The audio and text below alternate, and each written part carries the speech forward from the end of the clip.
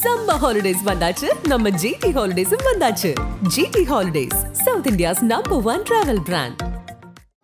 மணக்கும் மதுரை மட்டன் பிரியாணி, பஞ்சு மாதிரி பரமக்குடி பன் பரோட்டா, தொடக்கரி போண்டா, இறால் வடைய சாப்பிட பாண்டி பஜார் பசும்பொன் ரெஸ்டாரண்ட்டுக்கு வாங்க. இனி மதுரை உணவை சென்னையிலேயே ருசிக்கலாம். அலிதா எப்படின்னா விக்ரம் வேதா பண்ணும்போது புது செட் ஆஃப் ஏடிஸ்லாம் வந்தாங்கல்ல, அவங்களெல்லாம் கூட அலிதா மிரட்டுவாங்க. பர்மிஷன்லாம் நிறைய இடத்துல வாங்குறதுலாம் கிடையாது, சும்மா ஆர்யா அவர் வேற ஆட்டோ அது வந்துட்டு டிராஃபிக்லாம் நிறுத்தணும், லாரி எல்லாம் நிறுத்தணும்னா ஹலிதா ரோட்ல படுத்துப்பா. அது மாதிரி சிம்பிள். லிட்டரலி செங்கல்பட்டுல வெஹிக்கிள்ஸ் வந்து ஒரு 100 km/h ஸ்பீட்ல வந்துருப்பாங்க. பட் அந்த சம்டைம்ஸ் பேரியர்லாம் தாண்டி வண்டிங்க வர ஆரம்பிச்சிடும். அங்க யாரு பாடி கார்டு முனீஸ்வரன்? ஹலிதா தான். மணியோட அந்த பிட் ஷூட் பண்ணும்போது ஒரு கால் டாக்ஸி எடுத்து அது வந்து ப்ரொடக்ஷனும் இவங்க தான், லஞ்ச் வாங்கிட்டு வந்து கொடுக்கறதும் இவங்க தான், எல்லாமே இவங்களே தான் பண்ணுவாங்க. லைக் ஒன் வுமன் ஆர்மினா லைக் லிட்டரலா. ரஞ்சித் இருக்காங்களா, சென்னை 28ல அப்போ அவர் ஒர்க் பண்ணிட்டு இருந்தாங்க. அப்போ ஓரம்போட ட்ரெய்லர் வரப்போ இந்த படத்தை தான் நம்ம பார்க்கணும், இது பயங்கரமா இருக்கும் அப்படிமா. ஸோ சினிமாவில் பயங்கரமா இருக்கிறவங்களுக்கு தெரியும், அது ஒரு எல்லாருமே அதை எதிர்பார்த்துட்டு இருந்த படமா இருக்கும். அப்புறம் குவார்டர் கட்டிங் வந்தப்பையும் அப்படிதான், எல்லா சினிமாட்டோகிராஃபர்ஸும் வயிறு எறிஞ்சாங்க, இப்படி ஒரு டைரக்டர்ஸ் எங்களுக்கு கிடைக்க மாட்டாங்களா. மேம் எப்படி இருக்கு இந்த ஒரு தருணம்?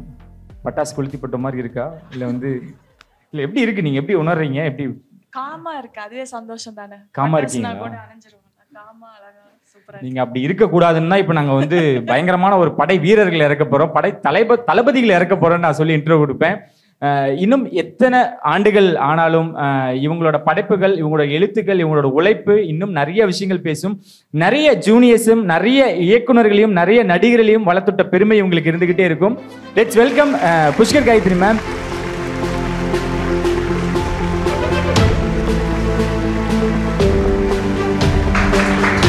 Thank you so much.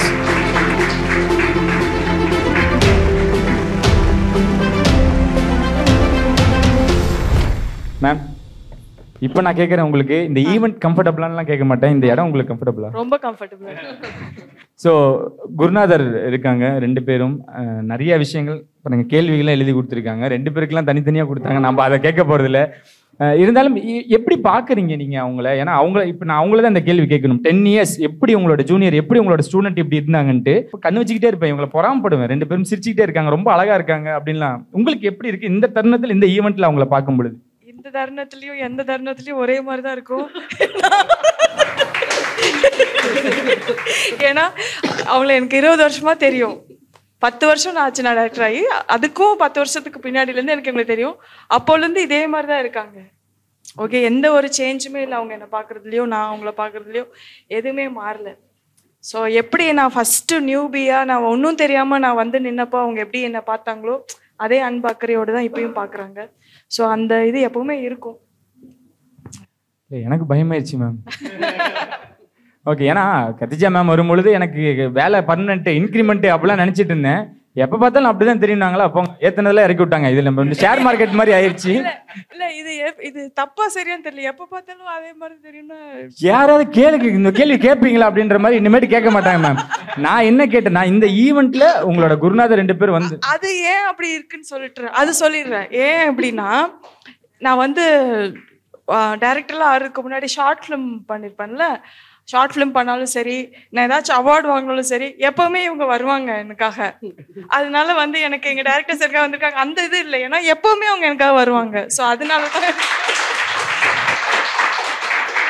நான் சின்ன விஷயம் ஏதோ பண்ணா கூட, ஒரு சின்ன விஷயமா இருக்கும், அது கூட என்னை என்கரேஜ் பண்ணணும்னு சொல்லி இது பாராட்டுறவங்க. அதனால எனக்கு வந்துட்டு இது ஒரு எப்படி சொல்றது, இதுன்னு உங்களுக்கு நான் காட்டுறேன், அவ்வளவுதான். பட் ஆனாலுமே வந்துட்டு எனக்கு ரொம்ப சந்தோஷமா இருக்கு, ஏன்னா கொஞ்ச நாள் ஆயிடுச்சு அவங்கள பார்த்துட்டு. அதே மாதிரி எப்பயும் எல்லாத்துக்கும் வர மாதிரி தான் மின்மினி ஷோவுக்கும் வந்தாங்க. நான் ஜஸ்ட் சொன்னா நான் ரிமைண்டர் அதெல்லாம் வேணா நான் வந்துடுறேன் அப்படின்ட்டு, அதே மாதிரி முடிச்சுட்டு மேம் நான் போய் பேசுறேன் அப்படி சொல்லிட்டு அந்த மாதிரி தான் அவ்வளோ இதுவாக தான் என்ன இது பண்ணுவாங்க. ஸோ இந்த இதுக்குன்னு வந்தது எனக்கு ரொம்ப சந்தோஷமா இருக்கு sir. Thank you so much sir. நான் 2 பேருக்கும் ஸ்பெஷலாக தேங்க்ஸ் சொல்லிக்கிறேன். ஏன்னா வந்ததுலேருந்து இவ்வளோ தூரம் அவங்க பேசலை, இந்த பேராகிராஃப் பேசுறதுக்கு நீங்கள் வந்ததுக்காகவே இவ்வளோ தூரம் நாங்கள் உங்களுக்கு ஸ்பெஷலாக இன்வைட் பண்ணிக்கிறோம். 2 பேரும் ரொம்ப அழகா இருக்கீங்க. நான் மறுபடியும் அங்கிருந்தா நான் ஸ்டார்ட் பண்ணுவேன். உங்களோட ஸ்டூடெண்ட் இவ்வளவு பெரிய விஷயங்கள், ஏன்னா 20 இயர்ஸ்ன்றாங்க உங்களோட டிராவல் அப்படின்றது ஒண்ணு. 10 வருஷம் ஃபீல்டுக்கு வந்து அப்படின்றப்போ எவ்வளவு சந்தோஷமா இருக்கு. இப்ப ஸ்டார்ட் பண்ணுங்க மேம். எனக்கு இன்னும் ஃபர்ஸ்ட் டே ஹலிதா வந்து ஞாபகம் இருக்கு. ஒரும்போ ஆஃபீஸ் அப்போ இப்போ காலேஜ் சின்ன பொண்ணு, அப்படி சின்ன பொண்ணு. இந்த பொண்ணு வந்து நம்ம சம்மர்ல ஷூட் பண்றோமே, வெயில் எல்லாம் இந்த பொண்ணு தாங்குமா, ரொம்ப ஹாட்டா இருக்கு அப்படி பண்ணா அது அப்படி புயல் மாதிரி. ஐ மீன் லைக் வந்துட்டு ஆக்சுவலி இவர் லால் சார் இருந்தாரு, ஆக்சுவலி ஆர்யா தான் இன்ட்ரடியூஸ் பண்ணி விட்டாரு. ஸோ வந்துட்டு ஓகேவாம்மா நீ வந்துட்டு தண்ணியெல்லாம் நிறைய குடி, ஹைட்ரேஷன் பண்ணிக்கிற அந்த மாதிரி தான் இது பண்ணா வந்துட்டு அந்த வயசுலயுமே வந்துட்டு ஒரு லைக் என்ன நம்ம எதாவது யோசிக்கிறதுக்கு முன்னாடி இம்பாசிபிள். லைக் அது வந்துட்டு ப்ரொடக்ஷன் மேனேஜர் வேலை, இது ஆர்ட் டிபார்ட்மெண்ட் வேலை, இது அவங்க வேலை இவங்க வேலை எதுவுமே கிடையாது. நம்ம நினைக்கிறதுக்குள்ள எடுத்துட்டு வந்து வச்சிருவோம். அது வந்துட்டு இன்னும் அந்த மாதிரி பார்க்கவே இல்லை. அது வந்துட்டு அண்ட் இது செம்ம லைக் ஒரு பயங்கர இன்ட்யூட்டிவ் சென்சிட்டிவ். லைக் இந்த பொண்ணு வந்துட்டு எங்கேயோ போகுது அப்படின்னு வந்துட்டு ஆனால் அப்போவே தெரியும் அது வந்துட்டு நிறையா she is going to change the world in her own way அப்படின்னு தெரியும். And that is always happen. So we very proud of her. And எங்களுக்கு ஃபர்ஸ்ட் ப்ரொடியூஸ் பண்ணணுன்னே ஹலிதா படம் தான் பண்ணணுன்ட்டு தான் எங்களுக்கு ஆசை. ஸோ அதுக்கும் ஒரு ஆப்பர்ச்சுனிட்டி வந்துச்சு. So we very very happy, very very proud of her. Actually ரொம்ப ரொம்ப பெருமையாக இருக்கு. ஃபர்ஸ்ட் படம் பண்ணிட்டு இருக்கும் போது செங்கல்பேட்டில் ஒரு வாட்டி ஷூட் பண்ணிட்டு இருந்தோம். இது படம் ஆரம்பிச்சு கொஞ்ச நாள் ஆச்சு. லைக் ஒரு 4-5 monthsக்கு அப்புறம் இந்த சீக்வன்ஸ் செங்கல்பேட்டில் ஆட்டோ ரேஸ் சீக்வன்ஸ் ஷூட் பண்ணோம். அதில் ஒரு ஷாட்டுக்கு வந்து ஒரு கார் ஒன்று தேவை, ஒரு ஓப்பன் டாப், இந்த கல்யாண கார் மாதிரி. ஆமாம். ஸோ அது வந்து மெட்ராஸ்லேருந்து வர வேண்டியது, இங்கேருந்து வெஹிக்கிள் சப்ளையர்கிட்டேருந்து வர வேண்டியது, வரல. அது எங்கேயோ வழியில் பிரேக் டவுன் ஆயிடுச்சு. எங்களுக்கு அன்னைக்கு தான் லாஸ்ட் டே பெர்மிஷன் அந்த லொக்கேஷனில். அது ஹைவே, செங்கல்பேட் ஹைவேல ஒரு சைடு பிளாக் பண்ணி ஷூட் பண்ணிட்டு இருக்கோம். இவ சடனாக காணாமல் போயிட்டா. பார்த்தா அங்கே செங்கல்பட்டு ஊருக்கு போயிட்டு அங்கே இருக்கிற ஒரு கல்யாண கோஷ்டியை பிடிச்சி அங்கேருந்து அந்த மாதிரி ஒரு காரை பிடிச்சி டக்குன்னு ஒரு 1/2 an hourல புது கார் கொண்டு வந்தாங்க. நம்ம எங்களோட வெஹிக்கிள் சப்ளை மெட்ராஸ்லேருந்து சப்ளை பண்ண முடியாத வண்டியை ஹலிதா வந்து செங்கல்பட்டுல ஒரு அப்போ வந்து அது சின்ன ஊர் தான், அந்த சின்ன ஊர்ல அதே மாதிரி ஒரு ரெட் கலர் கார் ஒண்ணு புடிச்சு கூட்டிட்டு வந்துட்டாங்க. ஆக்சுவலி அதுல வர தாத்தா பாட்டியும் இவதான் கூட்டு வந்தா, ஒரு ஆங்கிலோ இந்தியன் கப்பல் ஒண்ணு. அதுவும் நாங்க அப்போ டிசைட் பண்றோம் கார் எங்கேயோ பிரேக் டவுன், நம்ம அந்த ஷாட் எடுக்க முடியாதுன்னா ஹலிதா வந்து பார்த்தா ஏய் என்ன கார் வந்துருச்சு, பார்த்தா ஹலிதா பிடிச்சிட்டு வந்த கார். அண்ட் குவார்டர் கட்டிங்லயும் ஞாபகம் இருக்கு. குவார்டர் கட்டிங்ல வந்துட்டு அந்த ஒரு கிளாஸ் உடைக்கணும், அதுக்கு ஏதோ ஒரு கல் வேணும்னா ஏதோ ஏதோ ஒரு சொதப்பல் ஆச்சு. திடீர்னு பார்த்தா ஹலிதா காணோம்னாலே ஏதோ டேஞ்சர் இருக்குன்னு தெரியும். பார்த்தா வந்துட்டு இவ வெயிட்டை விட ஜாஸ்தியா ஒரு இவ்வளவு பெரிய பாறாங்கல் எதிரில பீச்ல அது ஏதோ ஒரு இதுக்கு லாரியில இருந்து கீழே விழுந்த கல்லு அது தூக்கிட்டு வரா. அம்மா இந்த பொண்ணு என்ன பண்றது அந்த மாதிரி வந்துட்டு. ஸோ ஷார்ட் எல்லாம் வந்துட்டு பிரச்சனையே இல்லை. இன்னைக்கு எது இருக்குதோ இல்லையோ, ப்ரொடக்ஷன் இருக்கோ இல்லையோ, அவ பாட்டுக்கு நடத்திட்டே இருப்பா. அண்ட் லைக் அப்பவும் பாட்டெல்லாம் இப்போ இவரு அப்போ நாமத்துக்குமார் இருந்தார், அவரு அருமையான. ஸோ இப்போ பாட்டு எழுதும்போது ஹலிதாவையும் கூட்டிட்டு போவோம். ஏன்னா Sheel also come up with ஒரு குட்டி குட்டி ஒரு சென்சிட்டிவ் ஒரு ஸ்வீட் லைன்ஸ் எடுத்துட்டு வருவான். அவரும் அப்ரிஷியேட் பண்ணுவார் அந்த மாதிரி. உங்களை பத்தி தான் பேசிட்டு இருக்காங்க, உங்களை பத்தி தான் இவ்வளவு நேரம் பேசுறாங்க, அவ்வளவு விஷயங்கள் பேசுறாங்க. நீங்களும் என்ன மாதிரியே பாக்குறீங்களா? ஃபர்ஸ்ட் டைம் பாக்குற மாதிரி பாத்துக்கிட்டு இருக்கீங்க. நான் எப்படி பார்த்தேன் உங்களுக்கு தெரியாது. இவ்வளவு பக்கத்துல உட்காந்தீங்கன்னா நான் நிறைய சொன்ன மாதிரி தான். சொல்லுங்க நீங்க. இல்ல மேம் சொன்னதே தான். யூஸ்வலா வந்துட்டு நான் அதுக்கு மேம் கிட்ட சேர்றதுக்கு முன்னாடி ஒரு 1.5 வருஷம் அசிஸ்டன்ட் டைரக்டரா சுத்திட்டு இருந்தேன். அப்போ ஒரு இடத்துக்கா போவேன், எனக்கு செட் ஆகாது, ஓடி வந்துடுவேன். நிறைய கஷ்டம் இருந்துச்சு. போய் ஒரு அசிஸ்டன்ட் டைரக்டர் யூஸ்வலா ஒரு டேரக்டர்கிட்ட போய் அசிஸ்டன்ட் டைரக்டர் போறோம்னா எவ்வளோ தூரம் எக்ஸ்ட்ராக்ட் பண்ணிக்கலாம்னு தான் பார்ப்பாங்க. இவங்க கிட்ட இருந்து என்னென்ன வேலையை எடுத்துக்கலாம், உனக்கு வந்து இது தெரியுமா, காஸ்டியூம் பார்க்க வேண்டி டிடிபி பண்ணுவியா, ஃபோட்டோஷாப் தெரியுமா, இது மாதிரிலாம் கேட்பாங்க. இது மாதிரிலாம் கேட்கக்கூடாதுன்னு நான் சொல்லலை, பட் இது வந்து கண்டிப்பாக கேட்பாங்க. பட் மேம் வந்து என்ன போனோடனே நம்ம சம்மரில் ஷூட் பண்ண போகிறோம், நீ சன்ஸ்க்ரீன்லாம் யூஸ் பண்ணு, ஹைட்ரேட்டடாக இரு அப்படி சொன்னாங்க. ஸோ அதுதான் எனக்கு வந்துட்டு அதுதான் அவங்களோட மேலே இருக்க எனக்கு இந்த ஃபர்ஸ்ட் இம்ப்ரெஷனே. புரியுதுங்களா? ஒருத்தவங்க வந்திருக்காங்கன்னா சரி உங்கள்ட்ட இருந்து நம்ம எவ்வளோ ஒரு அடிமை சிக்கிருச்சுங்கிற மாதிரி. அடிமை சிக்கிருச்சுன்னு என்ன தொட்டு இவ்வளவு நேரம் பாராட்டிட்டுலாம் இருக்காங்க நீங்க. அந்த மாதிரி இல்லாம அந்த எடுத்தோடனே அந்த கேர் கொடுக்கறது இல்ல, அதுதான் எனக்கு அது எவ்வளோ தூரம் ஒரு ஆறுதலாக இருந்துச்சு. அவங்க வந்து சன்ஸ்கிரீன் அப்படிலாம் சொல்லியிருக்கலாம். பட் எனக்கு அது அந்த 1.5 வருஷமா நான் கஷ்டப்பட்டதுக்கு அது அவ்வளோ பெரிய ஒரு அருமருந்தாக தான் இருந்துச்சு அவங்களோட வார்த்தைகள். ஸோ அதை ட்ரஸ்ட் பண்ணி தான் நான் படத்துக்காக பண்ணணும். அதுக்கப்புறம் என்ன ஆச்சுன்னா சில்ட்ரன் தான் கூப்பிடுவாங்க. நாங்கள் ஒரு 3 அசிஸ்டன்ட் டைரக்டர்ஸ் இருந்தோம். ஸோ அப்படிதான் கூப்பிடுவாங்க, அப்படிதான் பார்த்துக்கிட்டாங்க எங்களை. அவங்க 3 பேர் தான். ஸோ ஹலிதா, திலீப் சுப்ராயன் அண்ட் ஆபித், இவங்க 3 பேர் வந்து எங்க சைட்ல இருந்து ஏடிஎஸ், அப்புறம் ப்ரொடியூசர் சைட்ல இருந்து இன்னொரு ஒரு கப்பல் ஆஃப் ஏடிஎஸ் இருந்தாங்க. இவங்க 3 பேர் வந்து எல்லாம் லைக் பிகினிங் டு எண்ட் வரைக்கும். இன்ஃபேக்ட் இப்போ ஜிவியோட நாங்க கம்போசிங்க்கு வந்ததுக்கு அப்புறம் இவங்க 3 பேர் தான் முதல்ல பாட்டை கேட்பாங்க. ஸோ டியூன் போட்ட உடனேயும் லைக் வேற யார்கிட்டயும் நாங்க ஷேர் பண்ணது கிடையாது. எங்களோட ஃப்ரெண்ட்ஸ் கிட்ட அந்த குரூப் கிட்ட எல்லாம் ஒன்றும் கிடையாது.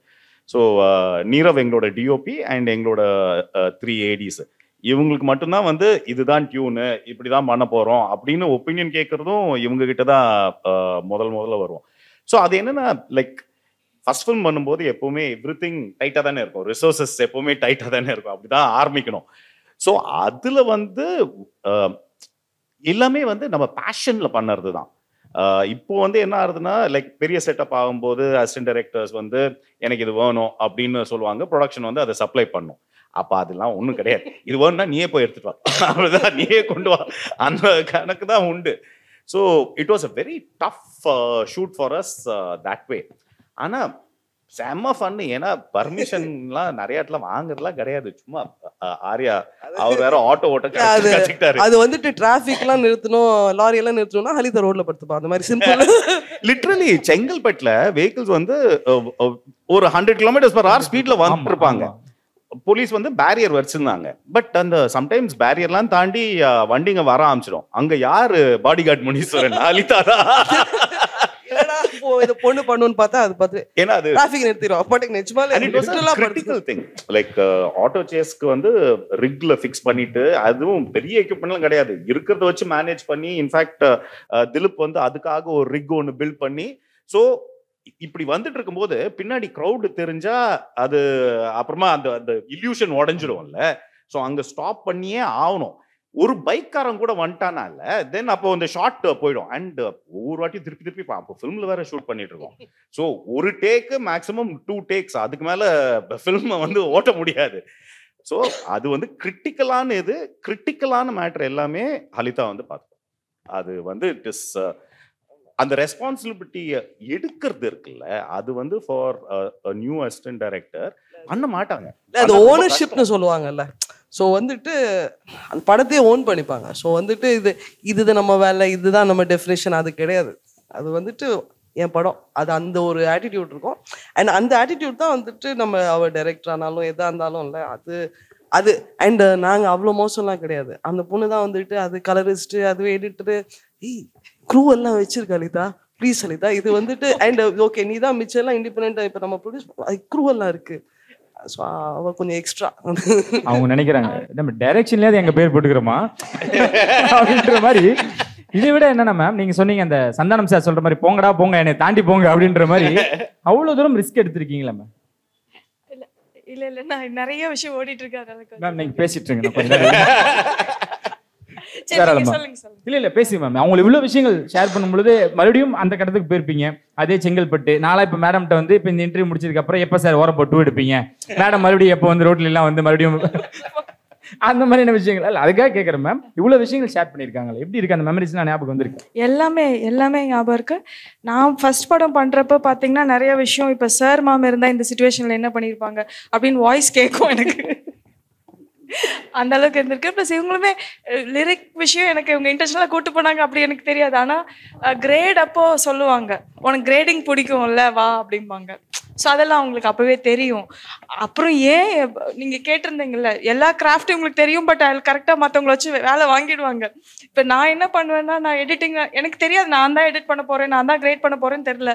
அது ரொம்ப இண்டிபெண்டன்ட் படமாக இருந்தனால பூவரசம் பிபி பண்ணேன். அப்புறம் சில்லு கருப்பட்டியும் அதே மாதிரியான படமாக இருந்தனால அது நானே பண்ணிட்டேன்.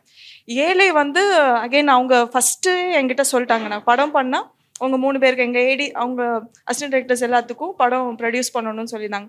அதே மாதிரி அவங்களோட ப்ரொடக்ஷனில் ஃபஸ்ட்டு படமாக பண்ணது பெரிய பாக்கியம்னு சொல்லணும்.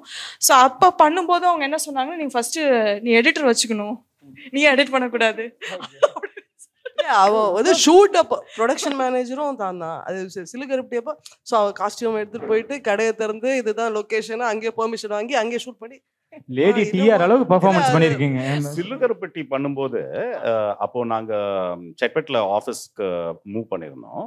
ஸோ அப்போ வந்து இவன் என்ன பண்ணிட்டு இருக்கான்னு ஃபாலோ பண்ணுவான். இந்த மணியோட அந்த பிட் ஷூட் பண்ணும்போது ஒரு கால் டாக்ஸி எடுத்து அது வந்து ப்ரொடக்ஷனும் இவங்க தான், லஞ்ச் வாங்கிட்டு வந்து கொடுக்கறதும் இவங்க தான், எல்லாமே இவங்களே தான் பண்ணுவாங்க. லைக் ஒன் மூமெண்ட் ஆர்மினா லைக் லிட்டரலா.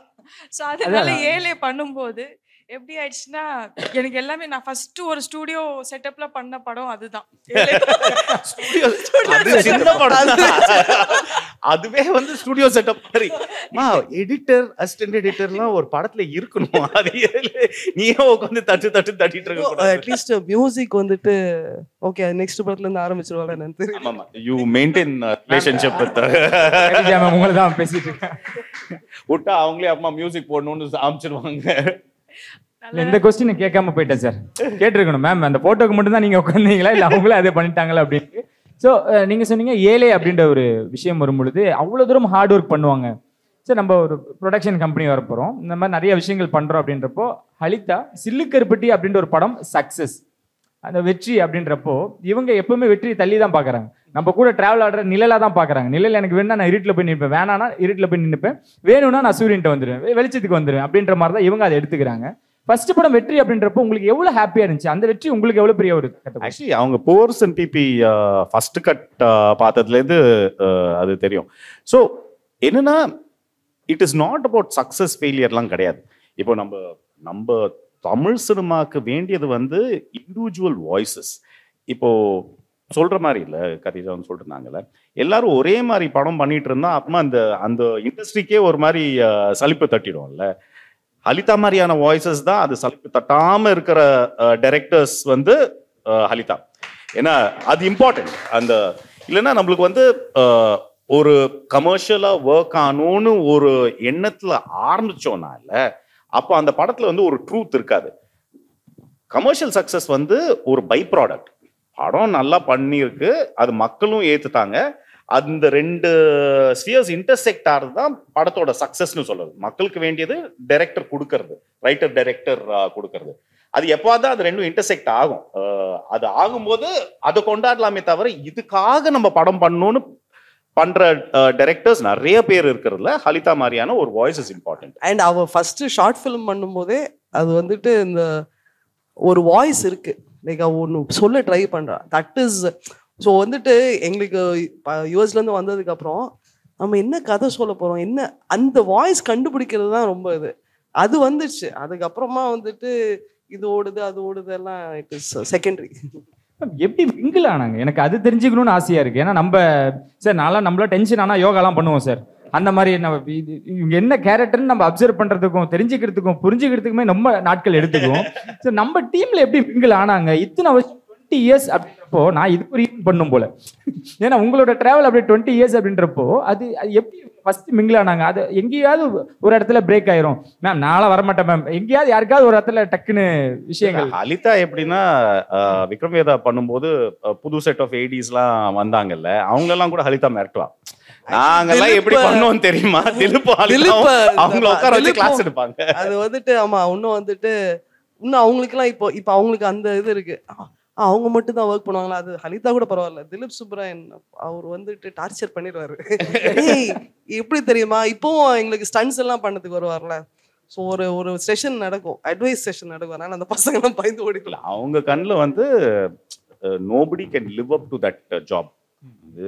நீங்களாம் சின்ன பசங்க, நீங்கெல்லாம் நிறைய வளரணும் கத்துக்கணும், அப்பதான் வந்து உங்களை வந்து நாங்க வந்து டைரக்டரா விடுங்க, அசிஸ்டன்ட் டைரக்டரா அப்பதான் மதிப்பாங்க. ஸோ அண்ட் மிங்கிள் ஆடுறதுலாம் இல்லை, அதெல்லாம் ஃபேமிலி மாதிரி. அது வந்துட்டு நிஜமாலே ஃபேமிலி மாதிரி. ஸோ அது என்ன அது மிங்கிள்லாம் வந்துட்டு ரொம்ப இல்லை. நீங்கள் சொன்னீங்க மேம் வந்து ஒரு மெசேஜ் போட்டால் போதும் எங்கே வரணும் என்ன பண்ணணும் அப்படின்னு நீங்கள் கேட்பீங்க. மேம் என்கிட்ட பேசும்போது சொன்னாங்க, புஷ்கர் காயத்ரி அவங்க எப்போ அழைச்சா அவங்க ஃபோன் வந்துச்சுன்னா எங்கே வரட்டும் என்ன பண்ணணும் அப்படின்ற மாதிரியான விஷயங்கள் தான். ஸோ அங்கே ஆரம்பத்துலேருந்து இன்ன வரைக்கும் உங்களோட கடைசி படம் அப்படின்ற ஒரு விஷயம் இருக்கும்ல, எங்கேயுமே போய் அழித்து எங்கேயும் போக மாட்டாங்க, இருந்தாலும் எங்கேயாவது அவங்களை நீங்கள் மிஸ் பண்ண தருணம் இருக்கா? ஆக்சுவலி எங்க டீம்ல இப்போ we are doing shows which are big setups. அது வந்து என்னன்னா it is அது கோஆர்டினேட் பண்ணுறது அந்த லாஜிஸ்டிக்ஸ்லாம் வந்து we need a lot of people. என்னன்னா everybody will be good at one thing they do. ஹலிதாவை எங்கே மிஸ் பண்ணுவோம்னா ஒரு film maker. The filmmaker is responsible for everything. இப்போ when you grow in the industry, directors do a job, cinematographers do a job, writers do a job. அப்படிதான் வந்துட்டு இருக்கோம். And as you grow in the industry, you have to fit into that. Halitha வந்து is a filmmaker. So அது வந்து எங்களுக்கு அப்பப்போ தோணும், நம்ம ஒரு காலத்துல நம்ம எல்லாமே பண்ணுவோம், இப்போ வந்து நம்ம வந்து ஒரு ஜாப் தான் பண்றோம். அதுல ஒரு ஜாய் இருக்குல்ல, அது வந்துட்டு ஹலிதா படம் பண்ணும்போது கொஞ்சம் லைட்டா பொறாமையா இருக்கும். சே அது பாரு அதுவே எல்லாம் பண்ணுதுன்ட்டு ஒரு இது இருக்குல்ல. ஏன்னா நாங்களும் அந்த பேக்ரவுண்ட்ல இருந்து தான் வந்தோம். ஷார்ட் ஃபிலிம் பண்ணும்போது எல்லாமே நாங்க தான் பண்ணோம், இன்க்ளூடிங் எடிட் பண்ணுறதுக்கு கம்ப்யூட்டரை பில்ட் பண்ணதே நாங்களே தான், அது கூட வெளியில இருந்து வாங்கினது கிடையாது. ஸோ அந்த பேக்ரவுண்ட்லேருந்து வரும்போது the difference I'm saying is between a director and a film maker, between a writer and a film maker. Film மேக்கர்னா டஸ் எவ்ரி திங்ல. அந்த மாதிரி எங்களுக்கு வந்து நம்ம எப்போ திருப்பி போய் அதை பண்ண போறோம்னு ஹலிதாவை பார்க்கும்போது தோணும். ஓகே, அதான் இந்த டிராவல் பத்தி பேசுறப்ப ரொம்ப அழகா இருக்கு. பட் எங்கேயாவது சண்டை வந்திருக்கா? இப்போ நம்ம விக்ரமேதா இவங்க எப்பவுமே வந்து நம்ம சொன்ன மாதிரி சார் இயற்கை சார்ந்து ஒரு கண்டென்ட் சார்ந்து, இப்போ உங்ககிட்ட பேசும்பொழுது உங்களோட வாழ்க்கை சார்ந்த ஒரு யதார்த்தம் சார்ந்து இத்தனை சார்ந்து அவங்களோட கற்பனை இருந்துகிட்டே இருக்கும். அவங்க 3 பேரும் அடிச்சுப்பாங்க. ஐயோ அது நல்லா எனக்கு ஞாபகம் இருக்கு. அப்படி சின்ன பசங்களுக்கு இவ்வளவு கோவம்லாம் வருதா? எனக்கு பயமாயிரும். எப்பா அப்படி தொட்டாலே சூடான அளவுக்கு கோவம்லாம் வருது. அந்த மாதிரி இருக்கு. 3 பேரும் எலி பூனையும் அடிச்சுப்பாங்க. என்னன்னா இல்ல எல்லாமே for the betterment of the film. அதுக்கு வந்து செம்ம ஆர்கியூமெண்ட். நாங்க வந்து சரி இப்போ எதுக்கு சண்டை போட்டு இருக்காங்கன்னு எங்களுக்கு புரியாது. ஆனா இல்ல இப்படி இதுதான் பண்ணணும், இது முதல்ல வரணும், அந்த மாதிரி ஏதோ பயங்கரமா ஆர்கியூமெண்ட். நாங்க வந்து சரி ஒரு பாயிண்ட்டுக்கு மேல நாங்க சரி ஏதாவது பண்ணிட்டோம், அதுங்களே சால்வ் பண்ணிடுறோம், இல்லைன்னா நமக்கு ரொம்ப கஷ்டம்னு சொல்லி விட்டுரும். 2 பேர்ல உங்களுக்கு யார் மேம் ஃப்ரெண்ட்லி? 2 பேருமே ஃப்ரெண்ட்லி தான். பட் ஏதாவது ஒன்னா இவங்கிட்ட கேட்டா கிடைக்காது. சார் அந்த சேர் ப்ராப்பர்ட்டி மேடம்கிட்ட போனாட்டி மேம் அது அப்படின்ட்டு யார் ஈஸியா கேட் ஓபன் பண்ணி யார் ஏமாத்தலாம் மேம் ஈஸியா? அப்படி இல்ல, எந்த விஷயம் அப்படிங்கிறது இருக்கு. பாத்தீங்களா சார், இதெல்லாம் இவ்வளவு நாளா நீங்க நோட் பண்ணல. லைக் அது எந்த மாதிரியான விஷயங்கள்? இப்ப லீவ் வேணும்னா மேடம்கிட்ட கேட்பேன், இல்ல நான் வேலையில ஏதாவது விஷயங்கள்லாம் சார்ட்ட கேட்பேன். அந்த மாதிரி எந்த விஷயத்துல யார் பெட்டர், எப்படி பெட்டர்? அதெல்லாம் சீக்ரெட். இது அங்கிருந்து வந்திருக்கும் நினைக்கிறேன்.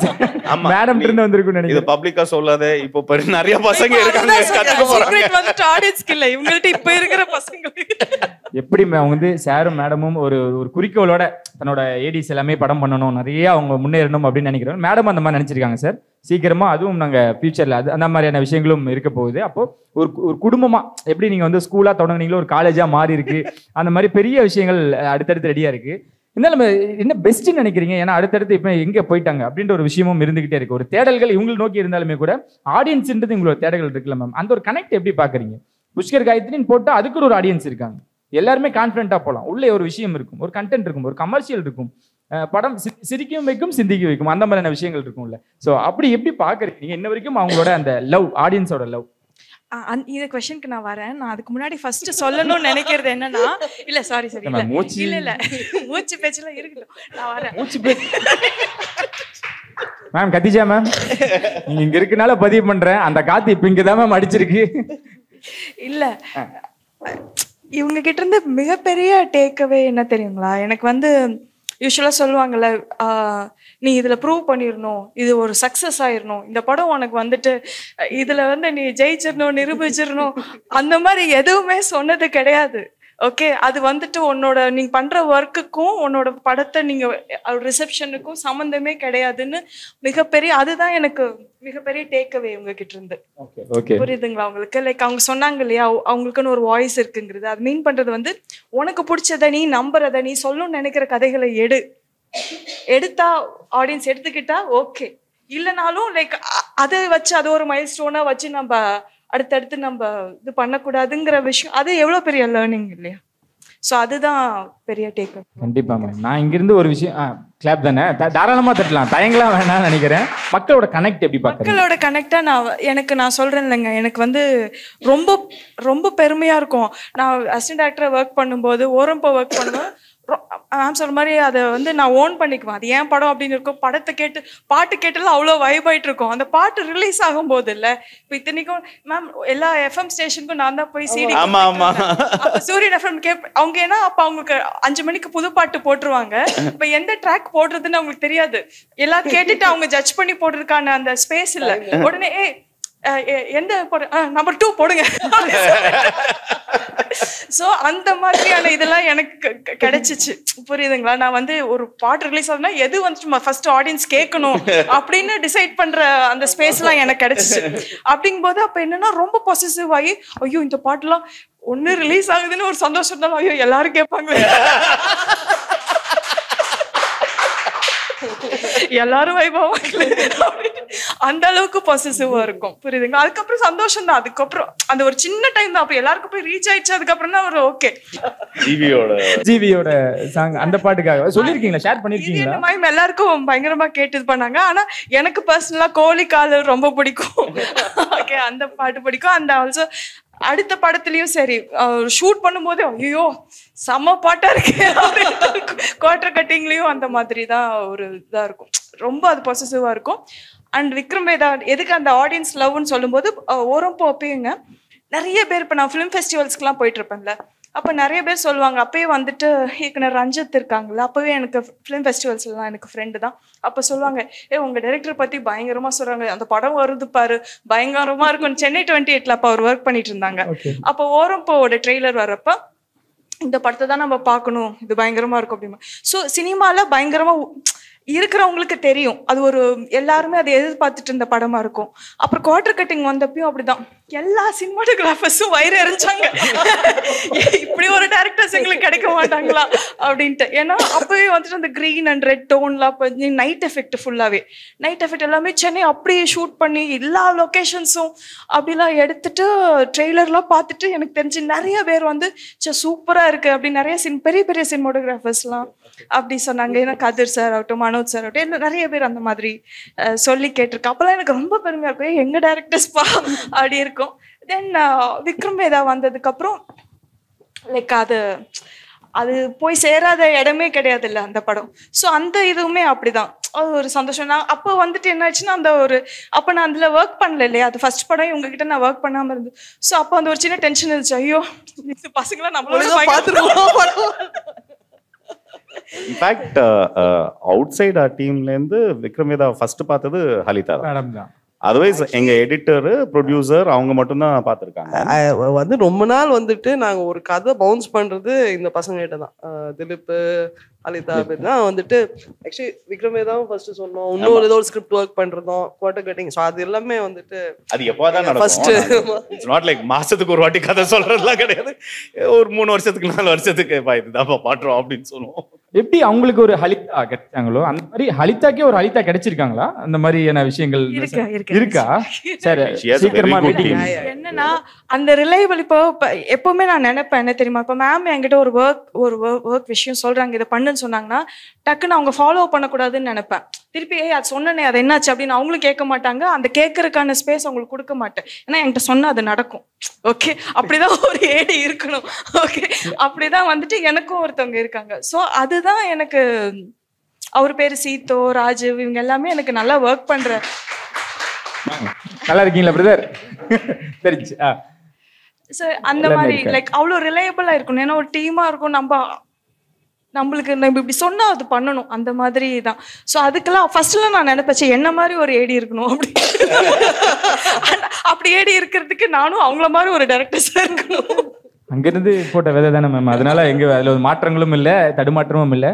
மேம் இந்த விக்ரம் வேதா 2 எப்போன்னு கேட்டுச்சு, நீங்களே கேளுங்க. இல்ல மேம், நான் கேட்டேன்னா வைங்களேன், இவனுக்கு இதே வேலையா போச்சு, போற இடத்துல இதே வேலையா போச்சும்பாங்க. ஒரு ஜூனியரா ஒரு ஸ்டூடெண்ட் ரொம்ப வருஷமா இதே கேள்வியை கேட்டுட்டு இருக்கியா சார்? அதனாலதான் சார் நான் கேட்க கூடாது. ஒரு ஸ்டூடெண்டா ஒரு ஜூனியர் இப்ப இவங்க கேட்டா நீங்க தவிர்க்க முடியாது. நீங்க உடனே என்ன சொல்லணும்னா, நீ எப்பமா ஃப்ரீயா இருக்க சொல்லுமா, நம்ம அதை பத்தி டிஸ்கஷன் அப்படி போடணும் சார். நீங்க கண்டென்ட் ஆத்தர் சார் உங்களுக்கு. இப்போதைக்கு அது கதை எழுதல, அது கதை எழுதினா வரும். ஓகே, இல்லை அதுக்காக வெயிட் பண்ணுறோம் சார். லைக் நான் என்ன சொல்கிறேன்னா, இவங்க மறுபடியும் உங்களை எல்லாம் ரீயூனியன் மாதிரி பார்த்து ஒரே இடத்துல காலேஜில் எல்லாம் மீட் பண்ணுவாங்களா சார்? அந்த மாதிரி மீட் பண்ணி ஒரு படம் உருவாகுது அப்படின்னு. ஏன்னா இப்போ தனித்தனியாக கலக்கிட்டு இருக்கீங்க, அது எங்களுக்கு ரொம்ப சந்தோஷமா இருக்கு. மறுபடியும் நீங்களா இணைகிறீங்க அப்படின்னா அதுதான் பிளாக் பஸ்டர். எங்களுக்கு அதுதான் ஒரு பிளாக் பஸ்டர். அதுக்காக நாங்கள் வெயிட் பண்ணுறோம் மேம். இந்த இடத்துல அப்பாயின்மெண்ட் 2 பேருக்குமே ஃபிக்ஸ் பண்ணுங்க சார். மேம் நாளைக்கே போயிட்டு மீட் பண்றோம். ஓகேங்களா? சூப்பர். அண்ட் இவங்க 2 பேரோட படைப்புகளை எல்லாமே மக்கள் எல்லாமே கொண்டாடுறாங்க. பாடல்கள் எல்லாருமே இவங்க கேட்டு, நீங்களா வைபான பாட்டெல்லாம் நாங்கள் கேட்டிருக்கோம். அவங்களோட ஃபேவரட் அப்படின்னா, உங்களுக்கு ரொம்ப பிடிச்ச படம் இல்லை ஏதாவது ஒரு விஷயம் அப்படின்னா ஃபர்ஸ்ட் படம் போயிடுவோம். சார் மேடமோட பெஸ்ட் படம்ல ஒன்று எல்லாம் சொல்ல முடியாது. ஏன்னா அது அது ஒருத்தவங்களை அந்த படத்தை வச்சு ஜட்ஜ் பண்ற மாதிரி ஆயிடும். அது இல்ல படம் தாண்டி வா கோட்டர் கட்டிங்கப்ப எனக்கு தெரியும் அதுக்கு அந்த டைட்டிலுக்கு எவ்வளவு விமர்சனம் வந்துச்சு, எவ்வளவு சர்ச்சைகள்லாம் வந்துச்சு அப்படின்றது. அதுக்கப்புறம் ரிசீவ் பண்ணிக்கிட்டாங்க, அழகா ரிசீவ் பண்ணிக்கிட்டாங்க. ஓரம் அப்போ அந்த டைட்டிலுக்கு ஒரு பார்வை வந்துச்சு, இவங்க டைட்டில் வச்சாலே அது டிஃப்ரெண்டா இருக்கும் அப்படின்ட்டு. அந்த மாதிரி ஏதாவது படத்துல கிரியேட்டிவா இருக்கு, மீன்ஸ் எல்லாமே கிரியேட்டிவா தான் இருக்கு. எனக்கு எப்பவுமே அவங்க எவ்வளவு தூரம்னா புதுசா ஏதாவது படம் பார்த்து சொல்லுவாங்க. எனக்கு இந்த படம் நல்லா இருந்துச்சு, இந்த சீரிஸ் பாரு இது நல்லா இருந்துச்சு அப்படி சொல்லுவாங்க. ஸோ அவங்க இன்வென்ட் பண்ணிட்டே இருக்காங்கல்ல, ஐடென்டிஃபை பண்ணிக்கிட்டே இருக்காங்கல்ல. ஸோ அதுதான் நம்ம ஒரு கிளாசிக்ல ஃபிக்ஸ் ஆயிட்டு படத்தை பல வாட்டி பார்த்துருக்கேன் அந்த மாதிரி. அவங்ககிட்ட இந்த கேள்வி கேட்டேன், அவங்க டீம்ல எப்படி நீங்க ஜாயின் பண்ணீங்கன்னு. பட் அவங்க டீமோட நீங்க மிங்கிள் ஆகிறப்ப எப்படி இருந்தது? ஏன்னா சார்லாம் பாத்தீங்கன்னா நம்மளோட வைப்பு, ஏன்னா எங்க வந்தாலுமே ஹாய் படி அப்படின்னு சொல்லி எங்களோட ஜாயின் பண்ணிப்பாரு. ஸோ அவங்களோட மிங்கிள் ஆகிறப்பையும் சரி, அவங்களோட இந்த விஷயங்கள்லாம் இருக்கு அப்படின்றப்போ என்ன விஷயங்கள் சமரசம் ஆக மாட்டீங்க, ஈஸியா சமரசம் ஆவீங்க? அப்படி இல்ல, இவங்களுக்குமே ஒரு ஸ்விட்ச் போட்ட மாதிரி இருப்பாங்க. இப்படி இருக்காங்கல்ல, சிரிச்சிட்டு தான் இருப்பாங்க, ஜாலியா அதெல்லாம் இருக்கும். பட் ஒர்க் மோடுன்னு வந்துருச்சுன்னா மேம் அப்படி ஒரு ஐப்ரோ இப்படி தூக்கிடுவாங்க. ஓகே ப்ளீஸ் எங்களுக்காக ரெடி ஸ்டார்ட் ஆக்ஷன். அது வேலை நடக்கும்போது வேலை நடக்கும். அண்ட் டீமோட வைப் ஆறதுலாம் இல்ல, எங்க டீமே அதுதான். அதனால நாங்க 2 பேரும் உட்காந்துட்டு இருப்போம், இந்த 3 பசங்க தான் டீம். சோ அதனால மிச்சம் வேற வரவங்க தான் டீமோட வைப் ஆறுது. இல்லைன்னா இதுதான் கோர் டீம். சூப்பர். நிறைய விஷயங்கள் அழகா நிறைய ஷேர் பண்ணீங்க, ரொம்ப பாசிட்டிவா இருந்துச்சு. பட் ஹலிதா இதை மட்டும் சேஞ்ச் பண்ணணும் அப்படின்னு நீங்க விருப்பப்படுறது அப்படின்னு ஏதாவது மேம் நீங்க எப்படி தெரியுமா மேம் இருக்கு? இந்த நியூஸ்ல எல்லாம் நம்ம பேச அவங்க புரிய வைப்பாங்கல்ல, அந்த மாதிரி மேம் இருக்கு. நான் புரிய ஆமா அந்த மாதிரி மேம். நான் இப்படி சொல்றேன், இது சேஞ்ச் பண்ண கூடாதுன்னு ஒரு இது இருக்கு. அது அவங்க வேர்ல்டு ஒரு பார்வையில பாக்குறாங்க. அந்த பார்வையில ஒரு பயங்கர ஒரு ஹியூமனிட்டி இருக்கு, மக்கள் மேல ஒரு பீப்புள் மேல ஒரு லவ் இருக்கு. நீங்க அவங்களோட படத்தை எல்லாத்தையும் பாருங்க, ஒருத்தன் ஈவில், ஒருத்தன் வில்லன், ஒருத்தன் டெஸ்பிக்கபிளா இருக்கிறவன் அப்படின்னு பெருசா இருக்காது. It will be about characters, it will be about ஒவ்வொருத்தரோட வலி, ஒவ்வொருத்தரோட ஜாய். அண்ட் அது ஹலிதாவோட ஒரு யூனிக்கான அண்டர்ஸ்டாண்டிங் ஆஃப் ஹியூமனிட்டின்னு வச்சுங்களேன். அது எங்கேயும் போகாம இருக்கணும். ஏன்னா நம்ம சிம்பிள் திங்ஸ், நம்ம வயசு ஆக ஆக நம்ம ஒரு மாதிரி ஜேடட் ஆயிடும். நம்ம சரிப்பா எல்லாத்தையும் பார்த்தாச்சுப்பா, இவன் நல்லவன் தான் அதனால என்ன, இவன் கெட்டவன் தான் அதனால என்ன, எல்லாமே ஒரு மாதிரி லைக் நத்திங் மேட்டர்ஸ் மாதிரி ஒரு பாயிண்ட்டுக்கு வந்துடும். அது வயசாக ஆக அது டெஃபினட்டா வரும். அதுல ஒரு ப்ராப்ளம் என்னன்னா இல்ல, ஜாய் கிடையாது. அந்த joy of looking at another human being, அதை ரசிக்கிற ஒரு ஜாய் இருக்குல்ல, அந்த ஜாய் ஹலிதா ஹேஸ். அதை அவ எப்பவுமே மெயின்டைன் பண்ணணும். கண்டிப்பா மேம். சாரோட சார்பா, ஏன்னா சார்லாம் இந்த மாதிரியான வார்த்தைகள் பெருசு நினைக்கிறேன். ஏன்னா ரொம்ப ஜாலியாவே பேசிட்டு இவ்வளவு தூரம் அவர் பேசும் பொழுது அவ்வளவு தூரம் இருக்கக்கூடிய நம்பிக்கை எங்களுக்கு தெரியுது. கவலையப்படாதீங்க சார், நாங்க அவங்களை அப்படி விட மாட்டோம். அண்ட் இன்னொரு விஷயம் என்னன்னா அந்த அன்டிவைடட் ஃபோக்கஸ், லைக் இப்போ எங்களுக்குமே சினிமா தவிர வேற எதுவுமே இல்லை. லைக் என்ன லைக் நாங்கள் என்ன ஒர்க் முடிஞ்சா போயிட்டு வீல் வாட்ச் சம்திங், இல்லைன்னா ஏதாவது படிப்போம். ஸோ அதுக்குள்ளேயே தான் இருக்கும். அதோட இன்னொரு எக்ஸ்ட்ரீம் ஹலிதா, அது 2 பேத்துக்குள்ள பேச கூட இல்லை. அவ ஸோ அவர் whole world is only her work. அதுல ஒரு பியூட்டி இருக்கு. ஏன்னா அந்த ஒரு like you give everything like yourself for your work இல்லை. அது அண்ட் அது தெரியும். ஐ மீன் தட் இஸ் வை ஒரு ஃப்ரேம்ல கூட எல்லாம் ஆர்ட் இஸ் சப்ஜெக்ட். இப்போ உங்களுக்கு பிடிக்கிறது எனக்கு பிடிக்காது அதெல்லாம் வேற. பட் ஒரு ஃப்ரேம்ல கூட ஒரு பிசுறு தட்டாது, ஒரு பெர்ஃபெக்ஷன் இருக்கும். அது ஒரு பாசமா கிரியேட் பண்ண ஒரு இது இருக்கும். I think that is fantastic. அதுவும் மாறவே கூடாது, அது மாறாது. Thank you so much. அண்ட் உங்கள்கிட்டையும் மாறாத ஒன்று இந்த ஸ்மைல் தான் மேம். வயசு அப்படின்றது நம்பர் மட்டும் தான்றது சில பேரை பார்க்குறப்ப தான் தெரியும். உங்கள் 2 பேரையும் பார்க்குறப்பையும் உங்களுக்குள்ள இருக்க அந்த மேம் உங்களை பற்றி மேம் பேசிட்டு வெக்கப்படுறீங்களா? ஓகே, தேங்க்யூ எங்களுக்கெல்லாம் கண்டென்ட். ஸோ அந்த அளவுக்கு நீங்க எப்பவுமே எல்லாரும் பொறாமப்படக்கூடிய உங்களுக்குள்ள இருக்க இந்த காதலா இருக்கட்டும், உங்களோட படங்களா இருக்கட்டும், ஒவ்வொரு விஷயங்களா இருக்கட்டும், நீங்க மற்றவங்களுக்கு ரெஸ்பான்ஸ் பண்றதா இருக்கட்டும். சிலர்லாம் ஃபோன் எடுத்தாங்க அப்படின்னா நாங்க பிஸியா இருக்கோம், இல்லை மேனேஜர்ஸ்ட்டு கொடுக்கணும். எப்பவுமே நீங்க டைரக்டா எடுப்பீங்க, சொல்லுமா என்ன விஷயம் கேட்டுட்டு அதுக்கான ஸ்பேஸ் கொடுப்பீங்க. அது ரொம்ப அழகா இருக்கும். உங்களோட படைப்புகளுக்காக தவம் இருக்கும். நாங்க மீண்டும் அடுத்த கட்டமா பார்க்கணும். நீங்க விக்ரம் வேதா 2 வருதான்றது மத்தவங்களோட கேள்வியா இருக்கலாம். ஓரம் போ 2 கண்டிப்பா எடுங்க. மேடம் அந்த செங்கல்பட்டுல மறுபடியும் அந்த பிரிட்ஜில் அந்த ஷூட்டிங் ஸ்பாட்ல நாங்க பார்க்கணும்னு, நான் மட்டும் இல்லை எல்லாரும் பார்க்கணும்னு ரெடியா இருக்கேன். ஸோ எல்லா படைப்புகளுக்கும் ஒரு விஷயம் இருக்கு, ஒரு எல்லை இருக்கு அப்படின்றத உங்களை பார்த்தா நாங்க தெரிஞ்சுக்கிட்டு இருக்கோம். ஏன்னா இது 2வா நீ எதிர்பார்க்காது, நாங்க ஒண்ணு கொடுப்போம், அது இன்னும் பெட்டரா இருக்கும் அப்படின்றது இருக்கு பாத்தீங்களா. அதுதான் உங்களோட எழுத்துக்களும் உங்களோட படைப்புகளும். நன்றி வந்தமைக்கு.